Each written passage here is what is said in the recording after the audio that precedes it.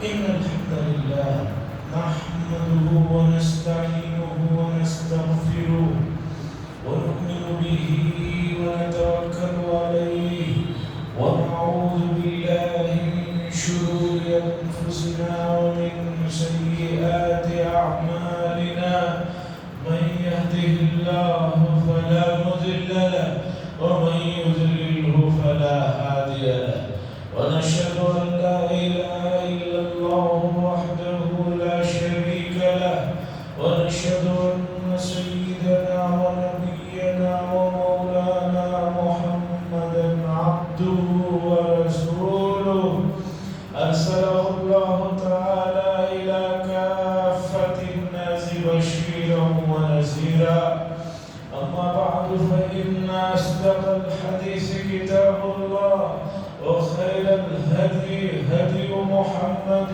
صلى الله عليه وسلم وشر الأمور محدثاتها وكل محدثة بدعة وكل بدعة ضلالة وكل ضلالة في النار. قال الله تبارك وتعالى في القرآن المجيد والفرقان الحميد لقد من الله على المؤمنين إذ بعث فيهم رسولا من أنفسهم يتلو عليهم آياته ويزكيهم ويعلمهم الكتاب والحكمة وإن كانوا من قبل لفي ضلال مبين. وقال تعالى لقد كان لكم في رسول الله أسوة حسنة لمن كان يرجو الله واليوم الآخر وذكر الله كثيرا. وقال تعالى وما أرسلناك إلا رحمة للعالمين. وقال صلى الله عليه وسلم لا يؤمن أحدكم حتى أحب إليه من والده وولده والناس أجمعين أو كما قال صلى الله عليه وسلم. عزیزان محترم، یہ ربیع الاول کی مہینے کی پہلی جمعہ، گزشتہ جمعہ کی شام چاند نظر آیا، ہفتے سے پہلا دن شروع ہوا، آج ربیع الاول کی پہلی جمعہ. امت مسلمہ کی نادانی دیکھیے، کم علمی دیکھیے، ان کی بھولا پن دیکھیے کہ رسول اللہ صلی اللہ علیہ وسلم کا تذکرہ اور رسول اللہ صلی اللہ علیہ وسلم کی سیرت کو کسی ایک مہینے میں یا ایک دن میں کر لینے کو سمجھتے ہیں کہ ہم نے حق ادا کر دیا. اس سے زیادہ نادانی اور کم علمی کیا ہو سکتی ہے کہ رسول اللہ صلی اللہ علیہ وسلم کا تذکرہ تو مومن کی زبان پر اور اس کے دل و دماغ میں جب سے وہ ہوش سنبھالے اور جب تک ہوش باقی رہے تب تک ہوتے رہنا چاہیے. حضور کا تذکرہ، سیرت کا ذکر ہے، کسی ایک مہینے میں، ایک دن میں، کسی ایک گھنٹے میں کر کے اگر کوئی یہ سمجھتا ہے کہ میں نے حق ادا کر دیا، مجھے بہت اس پر اور اپنے آپ پر افسوس ہوگا کہ رسول اللہ صلی اللہ علیہ وسلم کا تذکرہ تو جو ہے سونے سے لے کر جاگنے تک، جاگنے سے لے کر سونے تک، جب تک زندگی میں ہوش باقی رہے تب تک آدمی کو حضور صلی اللہ علیہ وسلم کے تذکرے کے بغیر رہنا یہ اس کی نادانی ہے، یہ اس کی کمی ہے. لیکن امت ہے سمجھتی ہے کہ ہم نے حق ادا کر دیا، ایک دن تذکرہ کر دیا. ایسے کام نہیں چلے گا. ایک قصہ سنیے، بات سمجھ میں آسانی سے آئے گی. ملک کی آزادی سے پہلے ملک کی آزادی سے پہلے ایک بدبخت نے رسول اللہ صلی اللہ علیہ وسلم کی شان میں گستاخی کی. تو ایک معمولی آدمی جسے لوگ معمولی سمجھتے ہیں، سلمیرے کا رہنے والا، گھوڑا گاڑی یا کچھ اس طرح کا چھوٹا موٹا کام کرنے والے شخص نے اس بدبخت کو جس نے حضور کی شان میں گستاخی کی تھی قتل کر دیا. انگریزوں کا دور تھا، جیل ہو گئی. اب مسلمان بڑے بڑے وکیل اس آدمی کے پاس، اس مسلمان کے پاس پہنچے کہ وہ کسی طرح اس آدمی کو جیل سے رہا کر، نہیں تو پھانسی ہو جائے گی. جس نے حضور کی شان میں گستاخی کی اسے اس نے قتل کیا ہے تو قتل کے بدلے میں پھانسی ہو جائے گی. اسے بچانے کے لیے اس آدمی کے پاس پہنچے اور اسے بہت سمجھائے کہ ہم جیسے کہتے ہیں تم ویسا عدالت میں کہو تو تمہارا کیس ہم جیت لیں گے اور تمہیں رہا کروا لیں گے. اس وقت کے سب سے مشہور وکیل نے اس کم پڑھے لکھے گھوڑا گاڑی کو چلانے والے آدمی سے کہا کہ عدالت میں صرف تمہیں اتنا کہنا ہے کہ جس وقت میں نے اس غیر مسلم کو جس نے حضور کی شان میں گستاخی کی، جب میں نے اسے قتل کیا اس وقت میں ہوش میں نہیں تھی، پاگل ہو گیا تھا، میرے ہوش نہیں تھے.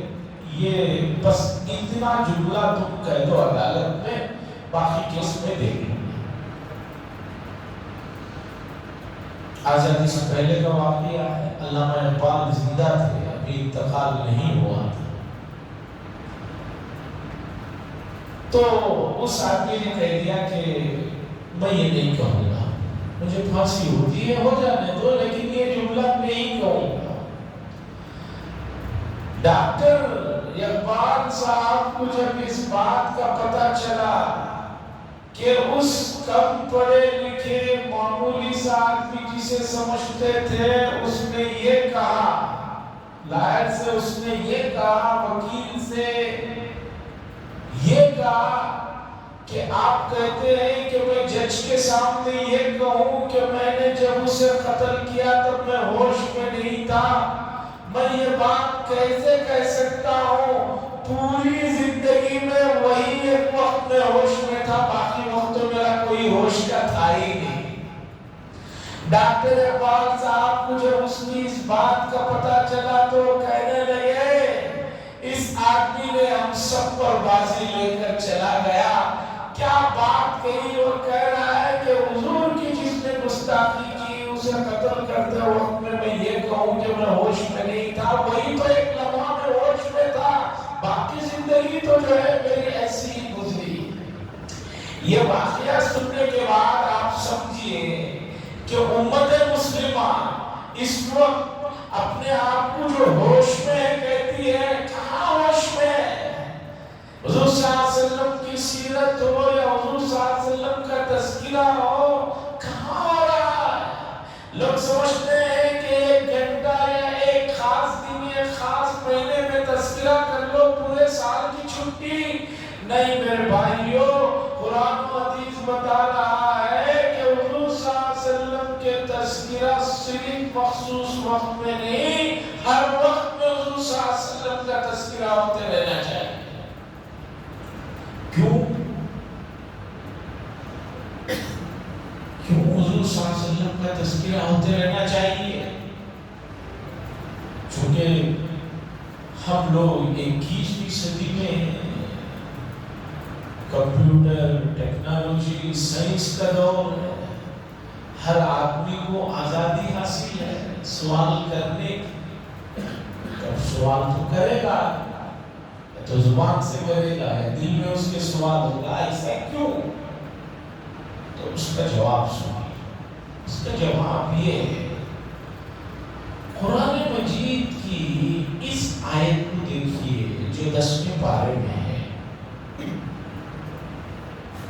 قل ان كان آباؤكم وأبناؤكم وإخوانكم وأزواجكم وعشيرتكم وأموال اقترفتموها وتجارة تخشون كسادها ومساكن ترضونها أحب إليكم من الله ورسوله وجهاد في سبيله فتربصوا حتى يأتي الله بأمره.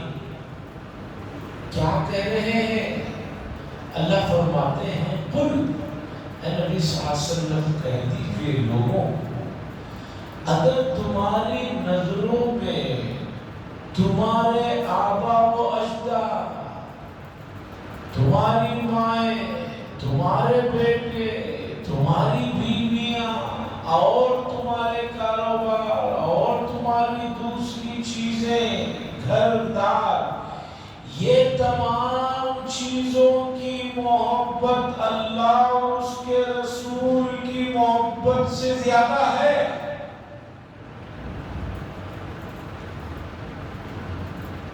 تو فتربصوا حتی یأتی اللہ بأمرہ، انتظار کرو اللہ کا حکم آ جائے. اللہ کہہ رہے ہیں کہ کوئی بھی چیز دنیا کی، ماں باپ جو سب سے قریب ہوتے ہیں، بیٹے بیٹیاں، بیویاں، کاروبار، ان سب سے زیادہ محبت جو ہے تمہیں اللہ اور اس کے رسول سے ہونا چاہیے. اگر اللہ اور اس کے رسول سے محبت ان چیزوں کے مقابلے میں کم ہے تو اللہ کے عذاب کا انتظار کرو. فتربصوا حتی یأتی اللہ بأمرہ. تو اب یہ مومن کو سب سے زیادہ محبت اللہ اور اس کے رسول کی ہونی چاہیے.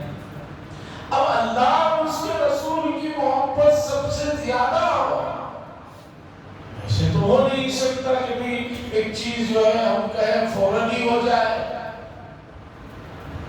موجودہ زمانے میں امت کی سب سے بڑی نادانی یہ ہے کہ امت چاہتی ہے کہ ہر چیز فوراً ہو جائے. امت کو یہ معلوم ہی نہیں کہ اللہ نے قرآن میں ایک سے کئی مرتبہ یہ بات ارشاد فرمائی کہ ہم نے زمین و آسمان کو 6 دن میں پیدا فرمایا. حالانکہ اللہ کسی چیز کو پیدا کرنا چاہے تو کن ہو جا، فیکن ہو جاتی ہے. پھر اس کا تذکرہ کیوں بار بار ہو رہا ہے کہ ہم نے 6 دن میں پیدا فرمایا؟ یہ بتانے کے لیے کہ کسی بھی چیز کو حاصل کرنے کے لیے وقت لگتا ہے، محنت کرنا پڑتا ہے، تسلسل چاہیے. ایک بچہ بھی ماں کے پیٹ میں کم از کم 9 مہینے یا اس سے بھی کم مدت رہتا ہے، تب جا کر وہ پورا مکمل ہوتا ہے، آتا ہے. اللہ کے لیے کیا مسئلہ ہے کہ بھئی 9 مہینے نہیں، 9 منٹ کے اندر ہی بچہ بنے اور آ جائے، کوئی مسئلہ نہیں. جب صالح علیہ السلام کی قوم نے کہا کہ ہم آپ کو نبی اس وقت مانیں گے جب آپ اس پہاڑ کے اندر سے اونٹنی کو نکال کر دکھائیں گے. مدینہ منورہ سے 400-500 کلومیٹر آگے شہر ہے مدین صالح، وہاں پر بستیاں ہیں. قوم نے کہا تب مانیں گے ہم آپ نبی. حضرت صالح علیہ السلام نے کہا اللہ ان کا مطالبہ ہے، اگر ہو گیا تو ایمان لا لیں گے. اللہ نے کہا ماننے والے تو ہیں نہیں، لیکن آپ کی تسلی اسی میں ہے تو ہم کرتے ہیں. قرآن نے کہا کہ فوراً اللہ تعالیٰ نے ایک پہاڑ میں سے ایک گابن بڑی اونٹنی کو نکال کر دیا. تو اللہ کے لیے کوئی مسئلہ نہیں ہے. لیکن اللہ بتانا چاہتے ہیں ہر چیز تدریجاً، شف بشف. ایک پہلی منزل پر بھی آپ کو جانا ہے تو اڑ کر نہیں چلے جاتے آپ. 15-20 جتنے بھی ہیں پہلیاں سیدھے چڑھ کر اوپر جاتے. تو اللہ اور اس کے رسول کی محبت سب سے پہلے نمبر پر آئے، اس کے لیے کیا ہونا چاہیے؟ اس کے لیے اصول یہ ہے کہ آدمی اس کی صبح شام تذکرہ کرے، صبح شام اس کے بارے میں پڑھیں جانیں سنیں سنائیں.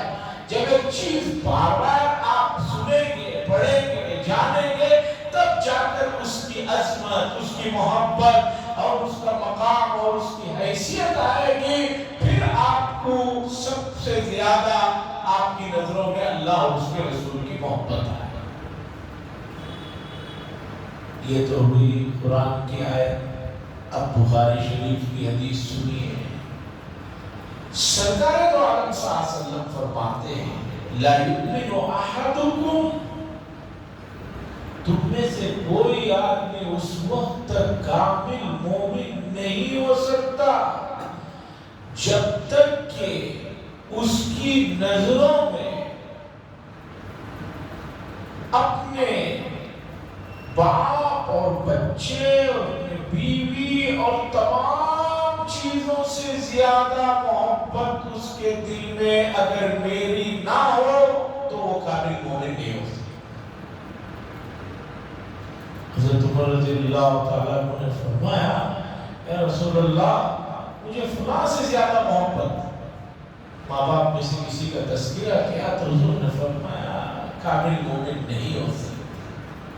کامل مومن ہونے کے لیے ایک آدمی کے دل و دماغ میں رسول اللہ صلی اللہ علیہ وسلم کی محبت پہلے نمبر پر اعلیٰ درجے میں ہونا چاہیے تبھی جا کر وہ کامل مومن ہو سکتا ہے. نہیں تو اس کا ایمان انکمپلیٹ ہے، کامل و مکمل نہیں ہے. چونکہ مختصر وقت ہوتا ہے اس میں پوری دلائل کو ذکر کرنے کا موقع نہیں ہوتا. ایک میں نے آیت ذکر کیا ایک حدیث ذکر کیا صرف یہ بات بتانے کے لیے کہ آپ کو یہ سبق ذہن میں ڈالو کہ رسول اللہ صلی اللہ علیہ وسلم کی محبت اگر پہلے نمبر پر نہیں ہے تو اس آدمی کا ایمان نہیں.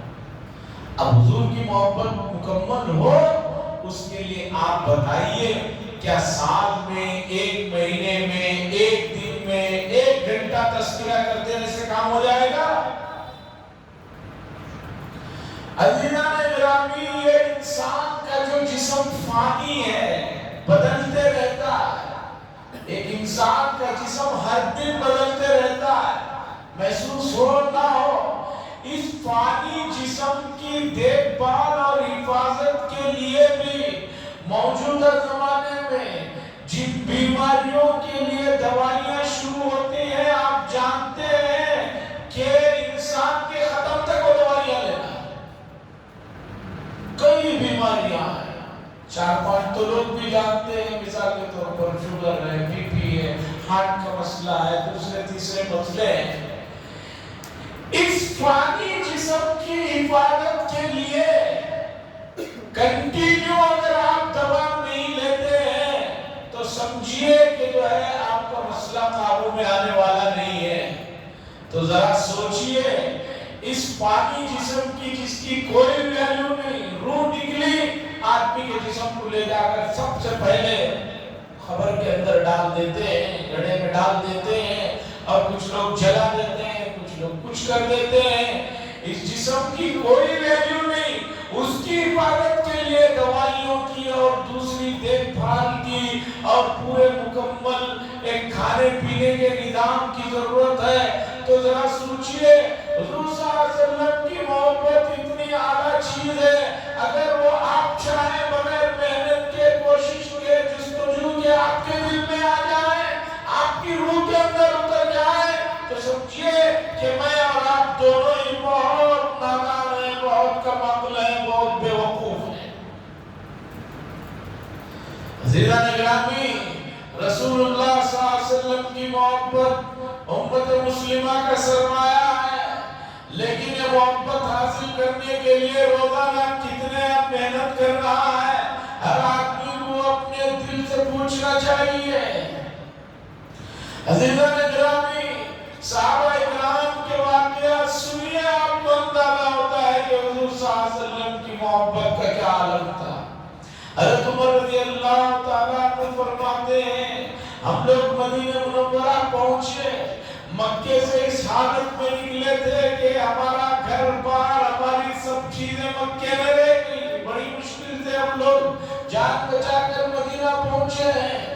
مدینہ پہنچنے کے بعد رسول اللہ صلی اللہ علیہ وسلم نے ہم سب لوگوں کو جو مدینے کے لوگ پہلے کے وہاں رہتے تھے ان کے ساتھ بھائی چارگی کا معاملہ فرما دیا کہ بھئی ہر آدمی مکے سے آئے ہوئے ایک آدمی مدینے کا ایک آدمی اس کی ذرا دیکھ بھال کر لو۔ ان کے پاس کوئی بیلنس نہیں تھا، خاندانی پراپرٹیاں نہیں تھی، اور موجودہ زمانے کی طرح جی پی اے نہیں تھا کہ بھی وہاں چلے گئے تو یہاں سے پیسے ٹرانسفر کر دیا جائے۔ مدینے میں پہنچے ہیں، بڑا عالم ہے کھانے پینے کا، دوسرے مسائل کا۔ حضرت عمر فرماتے ہیں کہ اس کے باوجود ہمیں حضور صلی اللہ علیہ وسلم سے جو محبت تھی، ہماری یہ خواہش ہوتی کہ حضور صلی اللہ علیہ وسلم کی کوئی بھی بات جو حضور صلی اللہ علیہ وسلم نے فرمایا ہو، کچھ کیا ہو، اسے ہم فوراً یاد کریں، اسے لیں۔ حضور صلی اللہ علیہ وسلم کے ساتھ ہر وقت رہیں گے، یہ غریب حضرات ان کی روزی روٹی کا، ان کے گھروں کے اخراجات کیسے ہوں؟ تو حضرت عمر فرماتے ہیں میں نے ایک صحابی کے ساتھ ہم دونوں نے یہ معاہدہ کیا کہ دیکھو بھائی، ایک دن صبح سے شام تک رسول اللہ صلی اللہ علیہ وسلم کے ساتھ تم رہو گے، میں جاؤں گا اپنی کھیتی باڑی دوسرا جو بھی کام کاج ہوگا کروں گا، اپنے بھی بچوں کے لیے انتظام کر لوں گا، ایک دن صبح سے شام تک تم رہو گے، اور شام میں مجھے صبح سے لے کر شام تک حضور صلی اللہ علیہ وسلم نے کیا باتیں ارشاد فرمائی، کیا کیا معاملات ہوئے، وہ تم مجھے بتاؤ گے، اور دوسرے دن تم اپنے کام کاج کے لیے چلے جاؤ گے، دوسرے دن صبح سے شام تک میں رسول اللہ صلی اللہ علیہ وسلم کے ساتھ رہوں گا، شام میں میں تمہیں پوری چیزیں حضور صلی اللہ علیہ وسلم کی صبح سے شام تک کیا کیا معاملات پیش آئے وہ میں تمہیں بتاؤں۔ عزیزان گرامی، لوگ محبت کی باتیں کرتے ہیں، محبت کا نہ مطلب معلوم ہے نہ مفہوم جانتے ہیں۔ صحابہ اکرام رضی اللہ تعالیٰ علیہ مجمعین نے حضور صلی اللہ علیہ وسلم کی ایک ایک چیز کو نوٹ کیا اور ہم تک پہنچایا، اس سے آپ اندازہ لگائیے کہ کتنی محبت تھی۔ یہ تک بتایا کہ رسول اللہ صلی اللہ علیہ وسلم کی لحیہ مبارکہ میں، داڑھی شریف میں کتنے سفید بال تھا۔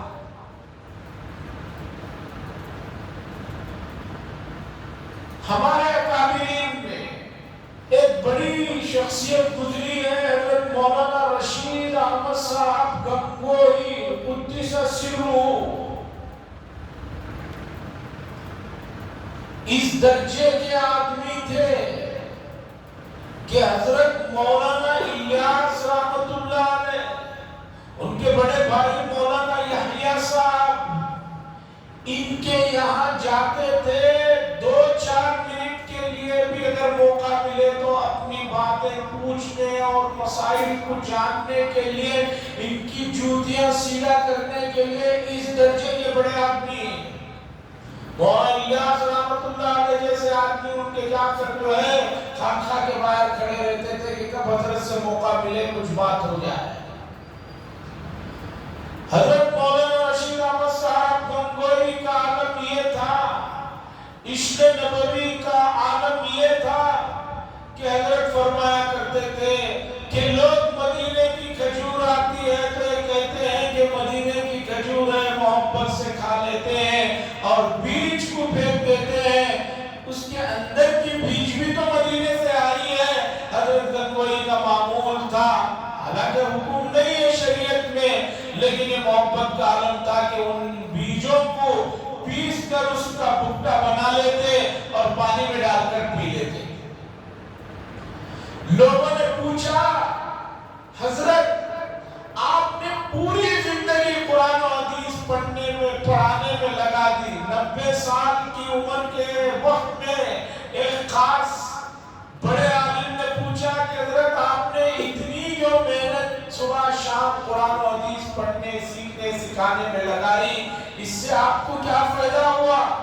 हजरत गंगोई ने अपनी उम्र के आखिरी हिस्से में कहा, इतनी जो मेहनत और कोशिश अब तक की, उसका अल्लाह के फजल और करम से ये नतीजा मिल रहा है। मैं देख रहा हूँ कि अब मुझे नमाज पढ़ना आ रहा है। एक आदमी जिसके पास इस दर्जे के लोग, दारुल देवबंद को कायम करने वाले मौलाना कासिम साहब नानोतवी, हजरत मौलाना अशरफ अली थानवी कुद्दीस सिरूह, 1000 से ज्यादा जो किताबें लिखी, वो आदमी जिन आदमी की जूतियों को सीधा करने के लिए जा रहे हैं, वो कह रहे हैं कि अब जाकर नमाज पढ़ना मैं सीख, मुझे आ रहा है। और हमारा ये आलम है कि नमाज के सिलसिले में हम इतने बेफिक्र हैं, न नमाज का पता, न नमाज पढ़ने का पता, न नमाज के जो अंदर की चीजों का पता।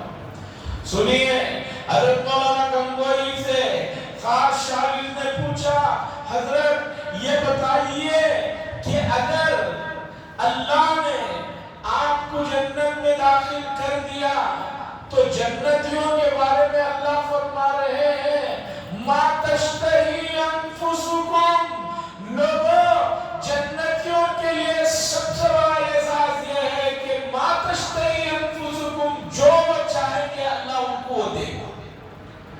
ऐसा नहीं है कि जन्नत में भी एक आदमी गया, जन्नत में कुछ पूछा तो उसे कहा जाए नहीं भाई ये तुम्हारे लिमिट में नहीं आती। जैसे कि बात दुकानों में होता है, सऊदीया में मैंने बहुत देखा, बाहर लिखकर लगाया होता है कुल्लू शहीद खम्सा रियाल, हर चीज 5 रियाल। आदमी फौरन अंदर घुस जाता है, एनीवन 5 रियाल लिखा हुआ रहता है, जाकर देखता है चीजें तो बहुत अच्छी है, बहुत शानदार है, उठा लेता है। जब बिल देने आता है तो बताया जाता है ये 30 है, ये 25 है। वो कहता है ये तो 5 रियाल बाहर लिखा हुआ है। तो कहता है तुम्हें उधर एक छोटा सा काउंटर है, उस पर रखी हुई है 5 रियाल की चीजें, ये सब जो तुम उठाए हुए 30 है, ये अंदर लाने की ट्रिक है। तो कह दिया जाता है कि नहीं, ये उसमें नहीं आता। बुफे सिस्टम में भी मैंने बेंगलुरु में भी देखा कई मर्तबा कि भाई अनलिमिटेड खा सकते हैं। क्या अनलिमिटेड खा सकते हैं? सिर्फ चावल ही अनलिमिटेड खा सकते हैं, बाकी आपने एक बार उन्होंने जो मच्छी की पीस दे दी, दोबारा जाकर कहो बुफे में कि भाई और एक मछली डाल दो यार, कहते नहीं, अनलिमिटेड में मछली नहीं है, इंक्लूड नहीं है, वो एक ही पीस मिलेगी। चावल वहां रखा हुआ है, बाजू दाल रखी हुई है, वो अनलिमिटेड है। जन्नत में ऐसा नहीं है, मा तश्तही अनफुस, जो तुम्हारा नफ्स चाहेगा वो मिलेगा। अल्लाह फरमा रहे हैं, अल्लाह का वादा है, वमन अस्दक़ु मिनल्लाहि हदीसा, अल्लाह से बढ़कर कौन सच बात कह सकता है। तो खैर हजरत गंगोई से लोगों ने पूछा कि हजरत जन्नत में आप क्या मांगेंगे अल्लाह से, क्योंकि वहां तो सब मिलेगा। सुनिए हजरत गंगोई का जवाब। हजरत मौलाना मसाब गंगोई कुद्दीस सिरूह ने फरमाया, अल्लाह अपने फजल और करम से मुझे जन्नत में दाखिल कर देते हैं।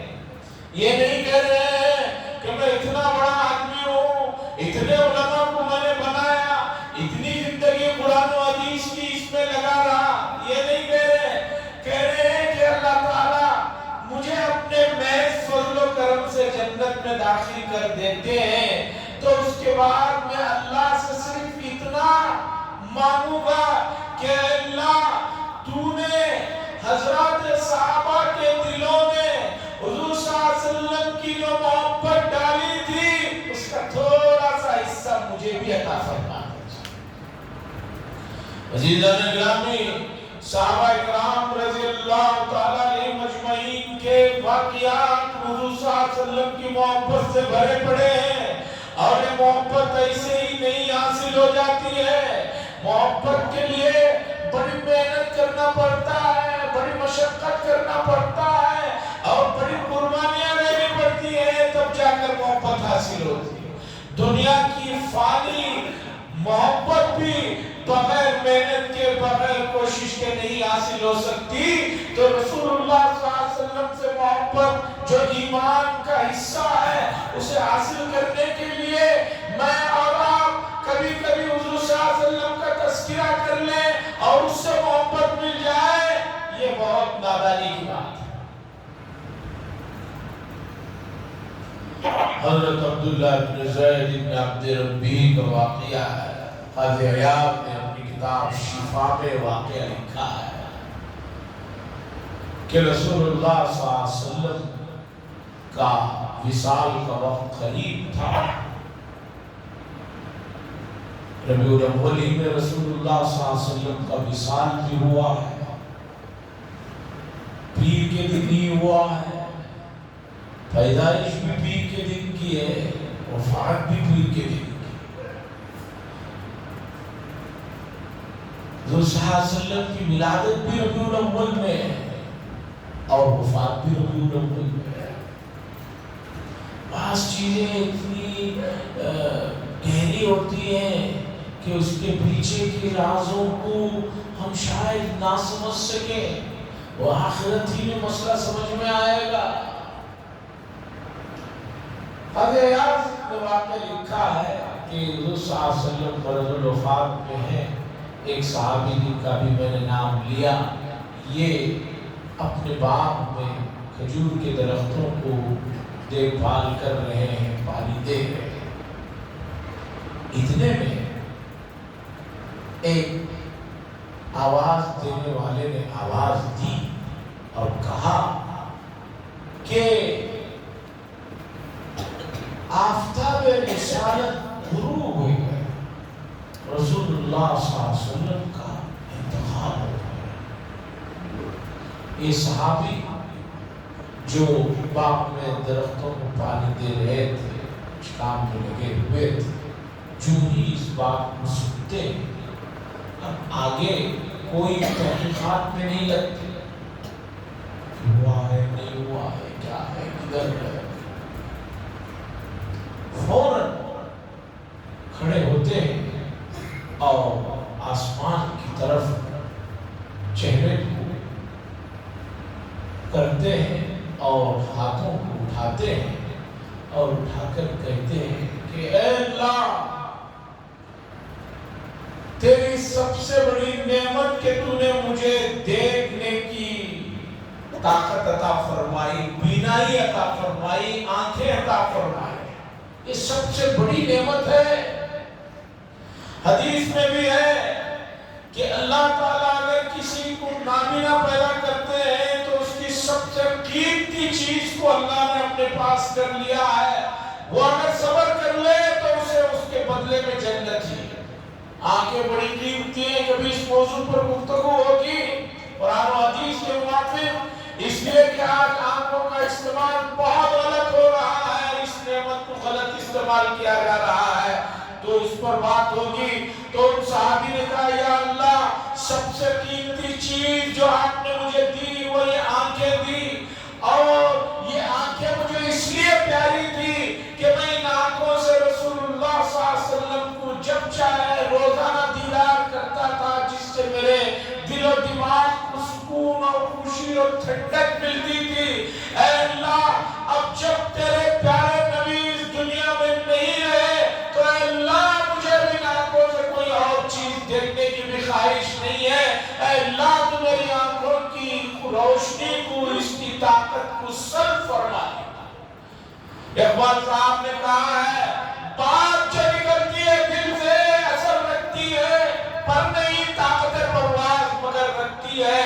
جس جذبے سے ان صحابی نے دعا کیا، فوراً اللہ تبارک و تعالیٰ نے ان کی اس محبت کا جو ہے قبول کیا اور ان کی آنکھوں کی روشنی ختم ہو گئی۔ حضور سے محبت کے دعوے تو بہت لوگ کرتے ہیں، لیکن جو ہی بات نماز کی آتی ہے گھبرا جاتے ہیں۔ حضور سے محبت تو بہت کرتے ہیں، جب کہا جاتا ہے کہ میں حضور کے جیسا حلیہ تو بناؤ، لباس میں، وضاقتہ میں، شکل میں حضور کی جیسے بن جاؤ، گھبرا جاتے ہیں۔ حضور کی محبت کا دعویٰ کرتے ہیں، جب گناہوں سے بچنے کی بات کی جاتی ہے، بڑے بڑے گناہوں سے، چھوٹے بھی نہیں، بڑے بڑے چلی آتی ہے تو محبت دھاگ بن کر اٹھ جاتی ہے. اس طرح کی محبت سے کوئی نتیجہ نہیں، کوئی فائدہ ہونے والا نہیں ہے. اللہ سے دعا فرمائے اللہ تبارک و تعالی رسول اللہ صلی اللہ علیہ وسلم سے کامل و مکمل ایسی محبت عطا فرمائے کہ پوری زندگی آپ کی لائی ہوئی تعلیمات اور شریعت پر ہمیں عمل کرنے کی توفیق اور سعادت مل جائے. وآخر دعوانا الحمدللہ رب العالمین.